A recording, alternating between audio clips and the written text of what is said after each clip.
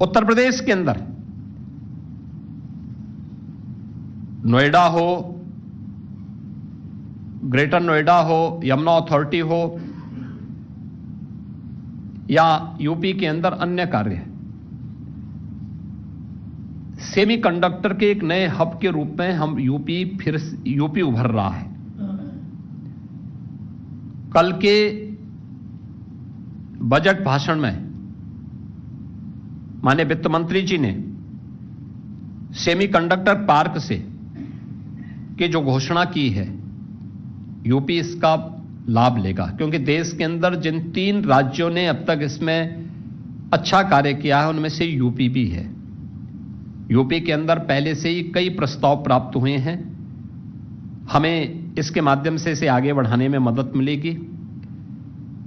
देश के अंदर टूरिस्ट गाइड को प्रोत्साहित करने के लिए भी जो कार्य प्रारंभ हुए हैं, 10,000 टूरिस्ट गाइड के प्रशिक्षण और उनके स्किल अप करने की दिशा में जो कार्य प्रारंभ होंगे, ये देश के अंदर अलग अलग पर्यटन केंद्रों में इसकी रैंकिंग जारी हुई है। यूपी के कई पर्यटन केंद्र इसके लिए हम लोगों ने तैयार किए हैं। स्वाभाविक रूप से युवाओं को व्यापक पैमाने पर रोजगार का सृजन इसके माध्यम से प्राप्त होगा।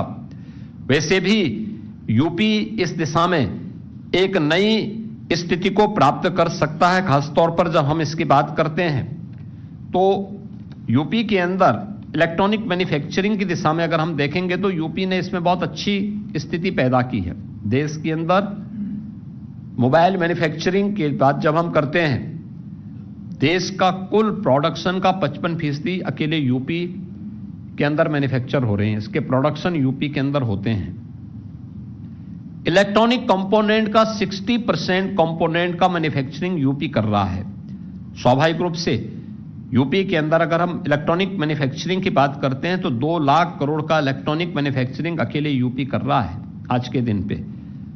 तो यह इसका लाभ यूपी को प्राप्त होगा और यूपी इसमें एक नए रूप में केंद्र सरकार की इस योजना का लाभ लेने में सफल होगा।